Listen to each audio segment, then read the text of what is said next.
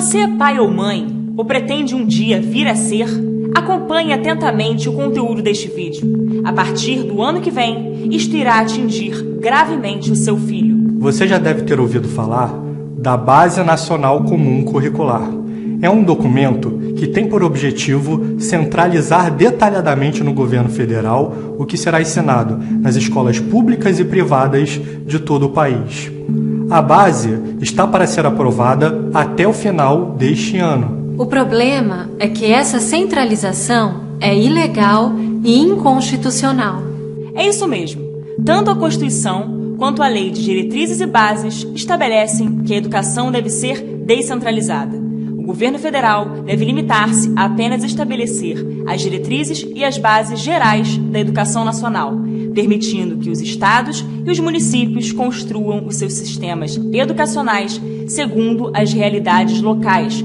Quando o governo federal decide centralizar e controlar em detalhe o que deverá ser ensinado obrigatoriamente em todo o país, os pais passam a perder o controle sobre a educação dos seus filhos e as escolas perdem iniciativa e autonomia. Mais do que isso, essa centralização e controle passam a ser utilizados para doutrinar e ideologizar o conteúdo do ensino. Por exemplo, se o sistema não é controlado de modo centralizado e você não aceita que seu filho seja ensinado de uma determinada maneira, você pode dirigir-se à escola e exigir que seu filho seja ensinado de outro modo, ou você pode trocar o filho de escola. Mas se o sistema é totalmente controlado pelo governo central, você já não pode decidir mais nada, porque todas as escolas serão obrigadas a ensinar a mesma coisa. E o meio de evitar isso é justamente a descentralização da educação. Foi para evitar que um processo ditatorial seja iniciado a partir de dentro da própria escola que a Constituição estabeleceu uma educação descentralizada para o Brasil. As Constituições de 1946, 1967 e 1988 e as Leis de Diretrizes e Bases da Educação Nacional de 1961 e 1996 estabeleceram claramente os critérios de uma educação descentralizada. Neste objetivo, nossos legisladores sempre foram apoiados pelos maiores educadores do país. O conteúdo ideológico da base é imenso, mas neste vídeo quero fazer referência à ideologia de gênero.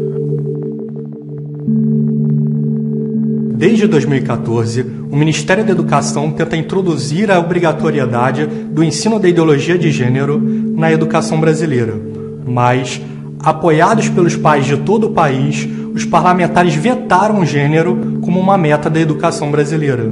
Em 2014 e 2015, o Congresso Nacional, os estados e quase a totalidade dos 6.000 municípios brasileiros vetaram o gênero como meta da educação.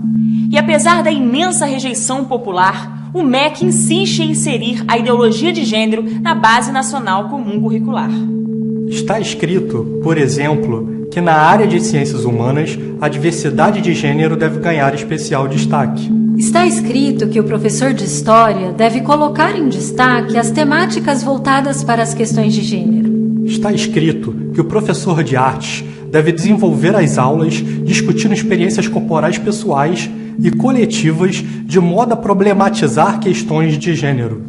E há dezenas de outras referências à ideologia de gênero no texto.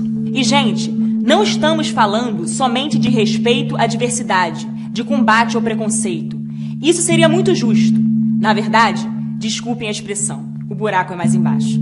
Justamente.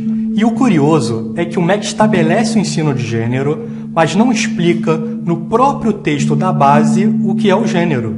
Primeiro, aprova-se o documento. Depois, explica-se do que se trata. Ainda bem que não precisamos esperar o MEC explicar para entender melhor o assunto. A explicação se encontra nos textos dos principais teóricos do gênero. A principal expoente do gênero é a americana Judith Butler, que diz que o gênero é uma construção social sem qualquer base na realidade biológica. Segundo a autora, você não nasce nem homem, nem mulher, nem gay, nem lésbica. Você deve aprender a se construir desde cedo, com tantos gêneros quanto quiser, e não pode ficar preso a qualquer tipo de gênero. Segundo a teoria, A sociedade impõe a algumas pessoas que sejam educadas como pertencendo a um gênero para exercer poder sobre outras que são educadas para serem de outro gênero. Os principais gêneros que foram inventados para isto foram o homem e a mulher. Os pais e professores mentem para as crianças quando lhes dizem que nasceram meninos ou meninas. O resultado foi a construção de uma sociedade em que a norma é a família constituída da união entre um homem e uma mulher, o que é chamado de heteronormatividade.